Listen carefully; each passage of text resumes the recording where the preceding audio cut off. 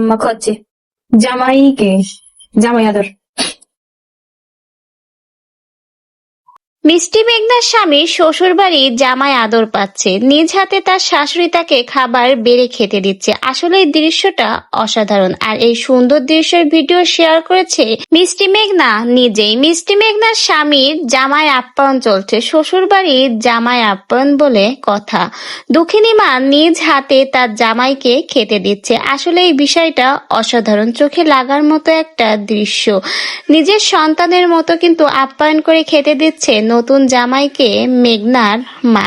মেঘনার মা অনেক সহজ সরল একজন মানুষ, জীবনে কিন্তু সে অনেক কষ্ট করেছে, অনেক অভাব অনাটনের মধ্য দিয়েই কিন্তু তার সংসার চলছে, অনেক কষ্টের মধ্য দিয়েই কিন্তু মেঘনার ভাই বোন সহ তাদের সকলকেই সে মানুষ করেছে। মারা এমনই হয়, শত কষ্টের মধ্যে হলেও সন্তানদের মুখে হাসি দেখার জন্য সবকিছুই করতে পারে। আজকে 1.5 বছরের মতো মেঘনা তার মায়ের বাড়ি ছিল, মায়ের বাড়ি ছেড়ে আজকে নতুন একটা সংসারে সে পা রাখলো, আবারও তার স্বামীর সংসারে সে ফিরে গেল।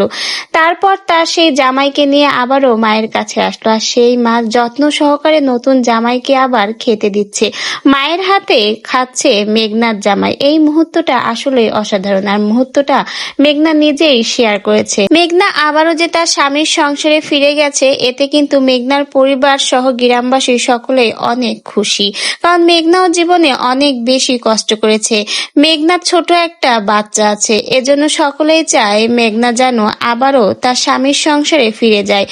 বাবা মা ছাড়া সন্তান বড় হওয়া আসলে অনেক বেশি কষ্টের, সেখানে মেঘনা তার স্বামী যে ডিসিশনটা নিয়েছে আসলেই খুবই ভালো একটা ডিসিশন নিয়েছে, কারণ এটা তার সন্তানের জন্য ভালো একটা প্রভাব ফেলবে। বাবা মা ছাড়া কোনো সন্তানই ভালোভাবে বড় হতে পারে না, সেখানে মেঘনা আর তার স্বামী যে আবারও অভিমান ভুলে এক হয়েছে, এটাই অনেক। নতুন জামাইয়ের আপ্যায়ন বলে কথা, কমতি কিন্তু রাখেনি, সাধ্যমতো চেষ্টা করেছে মেঘনার দুঃখিনী মা তার জামাই আপ্যায়নের জন্য। বিয়ের সেই মাংস ভাত খেতে দিয়েছে জামাইকে, মাশাআল্লাহ জামাইও পেট পুড়ে শাশুড়ির হাতে